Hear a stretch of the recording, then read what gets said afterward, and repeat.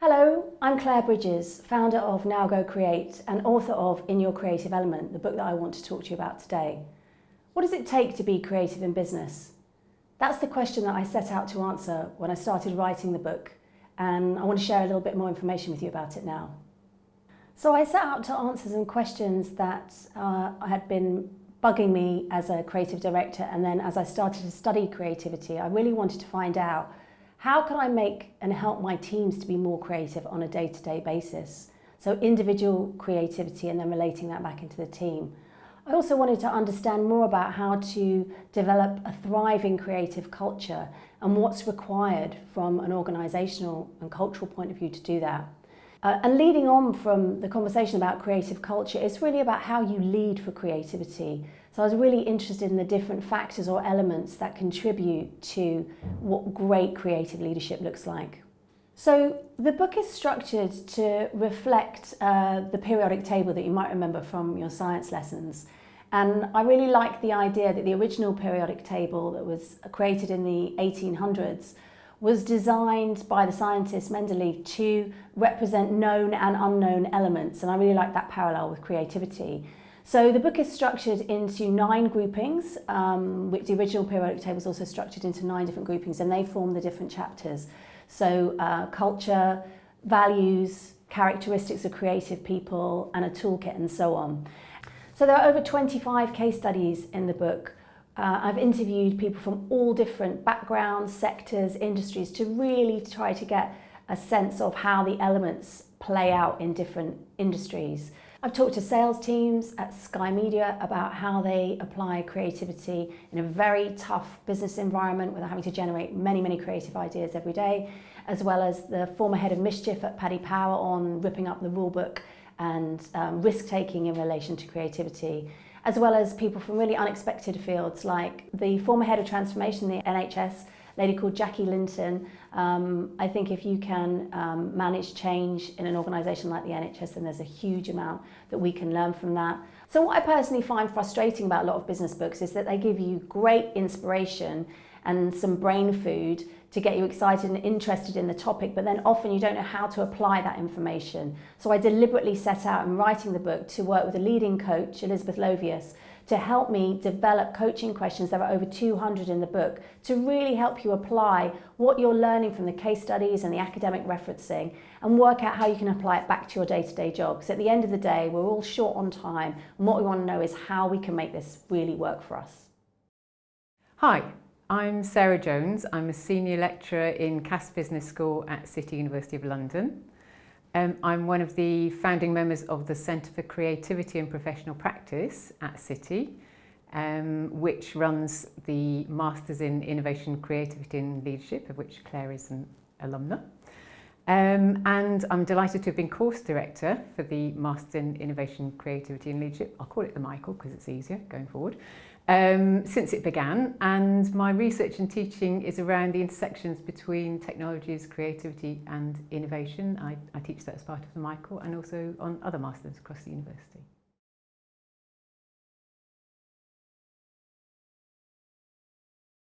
So there are many opportunities for digital technologies to contribute to creativity of individuals, teams or organisations as a whole. I think key points are always to look to get the best out of digital and physical. So we're probably looking at a blend of the two going forward for quite some time. And also to get the best out of the human and the computer. Computers are very good at many things, and of course their capabilities are developing all the time, but still humans are better at some things, and so it's important to understand what partnership between human and computer can work best as part of a creative process. So first of all, perhaps some work we've done around a tool called Juice, which is being developed with funding from the Google Digital News Initiative to support journalists in being more productive, really, in writing more stories more quickly with more interesting angles.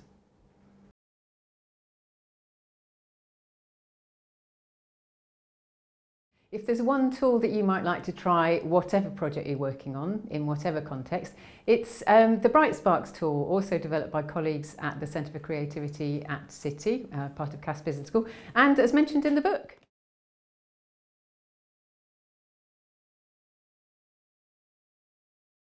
Well, I love the book. I love the fresh voice that it brings to the field of creativity, and I really love the eclectic mix, which mirrors what we try to do on the Michael, with bringing together lots of diverse perspectives on creativity and innovation and leadership. And I love the way that this book carries that through to a whole new level.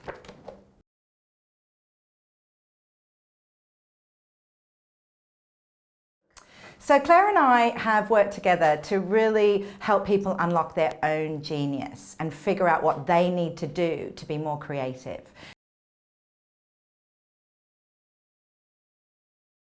Themselves, where they're stuck, where they might be stuck, how they could unlock new ways of doing things.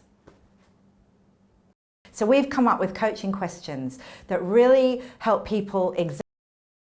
So the three key things that are barriers to creativity. The first thing is your own mindset. Whether there's Henry Ford has a quote, whether you think you can or you think you can't, you're right. So people who think they're not creative tend not to be creative. But it's not true. Everybody is creative, and we can adopt and adapt our own mindset to be even more creative. So knowing already what your own mindset is your first step to understanding your own creativity. I'd say the second thing is we live in a busy world. We've got so much coming at us. We're so busy, we're trying to achieve things, get results, we've got deadlines, targets. All of that can create a lot of noise in our heads. Our busy minds get in the way of our own creativity. It's a bit like we live in our own little snow globe of our own thinking. It's pretty hard to hear that creative moment of insight or that idea that you could follow when you've got so much going on. So really it's a lot about setting down your snow globe. And I think the third thing, and it's probably the biggest thing of all, it's that fundamental human insecurity that we all feel at times that kind of shut us down and stop us from taking risks and go into the unknown. And I think that's one of the biggest blockers that we have and barriers to creativity.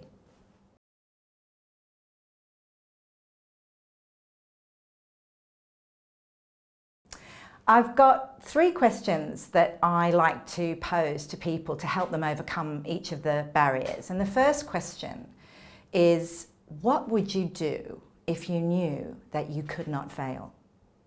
See, that liberates a person, takes them outside of their already judging mind and takes them to a place where they're accessing freedom, where they've got courage, where they're willing to take a risk, all critical elements of creativity. And so when you allow yourself to go beyond how you limit yourself, you start to access a growth mindset, which is one of the key attributes that creative people have. So the second coaching question is, what are you like when you're at your best? When you're in the zone? When it's like everything's gone quiet and you're not even there, you're so there you're not there. That state is an incredibly helpful state. It's a calm state, it's a relaxed state, it's a positive state. It's a state where things are flowing. Ben Martin Ogre talks a lot about this in his How the Brain Works. And there are different kinds of minds that we can access in an insightful mind state that we can actually induce just by calming down, slowing down, and engaging with something that we really love. So the third question that's really useful to engage with, especially when we're feeling insecure, is what mistakes have you made and what did you learn from them? Because we can't create without risking, without trying something, without failing and learning from that failure. See, what if there is no failure? There's only the feedback, which helps you adjust. I like to say, especially to my kids, when you lose, don't lose the lesson, because then you don't lose. So really, when it comes to creativity, it's all about recognizing that things sometimes go wrong in life. Things don't go how you planned, but that's part of the creative process, and that has loads of information. And more than that, you'll see that you were resilient through that experience, and that there is an innate ability inside you to pop up with exactly what you need at the right moment. And you will look back on your life and you will see that's true. So you can trust that, and you can allow yourself to go into the unknown and risk anyway.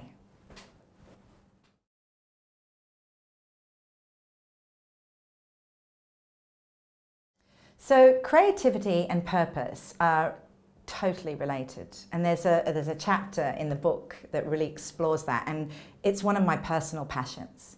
So how it works is, if you set yourself an intention, your mind naturally will look in that direction. So it will go in that direction and try and solve. It's how the mind actually works. So if you give yourself a purpose, you're adding emotion to that intention. You're adding passion to that intention. You're adding love to that intention, which brings not only your mind's ability, but it brings this emotional energy, this emotional component to make it happen. And I tell you what, that's what gets you through the dark night of the soul that every creative will absolutely know.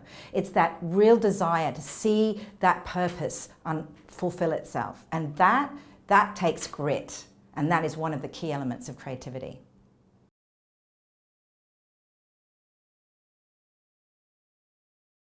So there are two elements in all the work we did, Claire and I together, that I really totally fell in love with. And one is something that comes absolutely naturally to me, and the other one is something I've had to work at.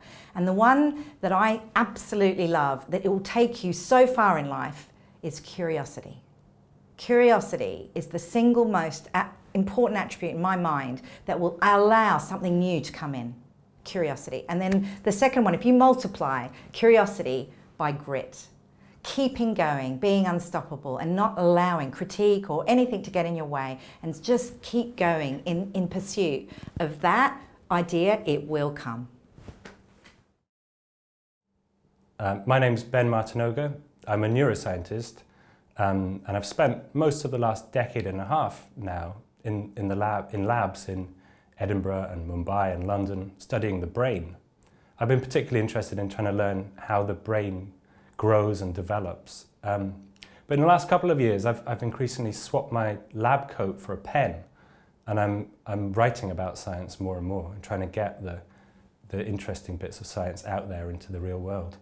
So I was really pleased when Claire invited me to contribute to this book, because it's a great chance to talk about some of the neuroscience research into creativity.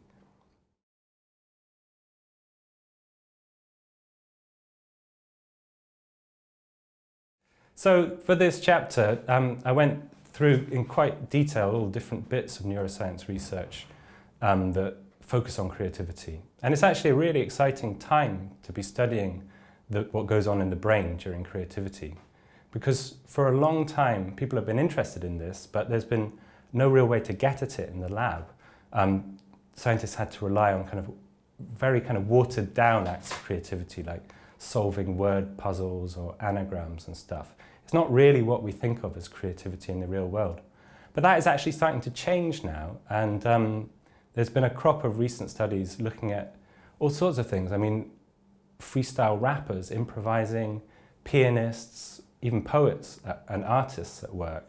And with the latest technology, you can actually see what is playing out inside their skulls in real time. And some of this is just gobsmackingly interesting, but I think there are also some useful nuggets of insight that we can draw from this. And so we tried to wrap some of these up in this chapter, and we boiled it down really to 10 creative mind or creative brain elements. And I'll give you a kind of overview of how they fit in. And in order to do that, I think it might be helpful to put them into a kind of broader context in thinking about how the brain works. And a useful way to think about the brain was drawn up by the Nobel Prize-winning behavioral economist Daniel Kahneman, who wrote about in his excellent book, Thinking Fast and Slow. And he looked across all the kind of brain research, the psychology research, and summarized with a very broad brush how the brain works into two main systems.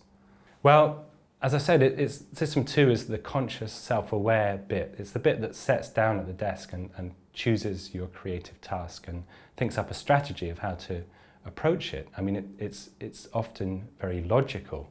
You think strategically and analytically, and so the second element there is the analytical mind, which is the problem-solving mind, really, how we manipulate different bits of information and recombine them and put them together and try and come up with something new and exciting. And another aspect of systems 2, which forms one of our elements, is the prolific mind. And this is the idea that if you want to have good ideas, it can be quite a big ask, quite an intimidating prospect. But several studies from psychology and neuroscience have shown that if you want to get to a good idea, you can start by having lots of ideas. And if you work through and keep going, push on beyond where you think you've got the easy answers, some of what comes next is really insightful. So that's the prolific mind. And as I've said, it feels intuitively like System 2 rules the show, but actually when it comes to creativity, we all know that that isn't the whole story. I mean, we all talk about sleeping on a problem, or we all know that the feeling that when you're least expecting it, when you're rushing to a bus or in a shower, to take a bit of a cliche, a really great idea can just pop into your head. So what's going on there? You weren't even thinking about your problem, but something has happened. And that is the work of System 1, which is largely unconscious. You're not aware of what's going on, but it's huge and it's powerful and it works very fast and very intuitively. And this, you can also think of it as the working of the unconscious mind, which is one of the big elements in this chapter. And 100 years ago, in fact, before modern neuroscience, Sigmund Freud came up with a really nice way to think about the unconscious mind. And it also fits with Daniel Kahneman's more recent synthesis. And he said you can think of the mind as an iceberg. And the glittering tip of the iceberg is what we see, and that's our conscious experience. That's System 2 in this scheme. But there's much, much more of the iceberg deep down below in the depths, completely invisible. And that, in Freud's view, is the unconscious mind. And it's powerful and it's big and it has a huge role to play in creativity. And one of the key things it does is, in the creative process, is it provides options for your mind to wander. And the wandering mind is one of our elements in the book. So mind wandering has a bit of a bad rep in our society. We think of it as being distracted. We maybe think about dwelling on past misfortunes. But actually, when it comes to creativity, the wandering mind can be really powerful. So what's going on when your mind's wandering? A lot of it is exercising your associative memory. And the associating mind is another one of our elements. And this describes this amazing power your brain has to make links and connections in really unexpected ways. So, I mean, if I throw a word or a concept at you, anything, it could be blue cheese, for example, immediately, within a millisecond, there's like a cloud of associations going off. Maybe you think yuck, maybe you think delicious, you think of the color blue, the texture. It might even create an emotional response. You might salivate, or you might feel a bit sick if you don't like blue cheese. And this is an incredible thing. We don't even think about it. We don't notice most of this.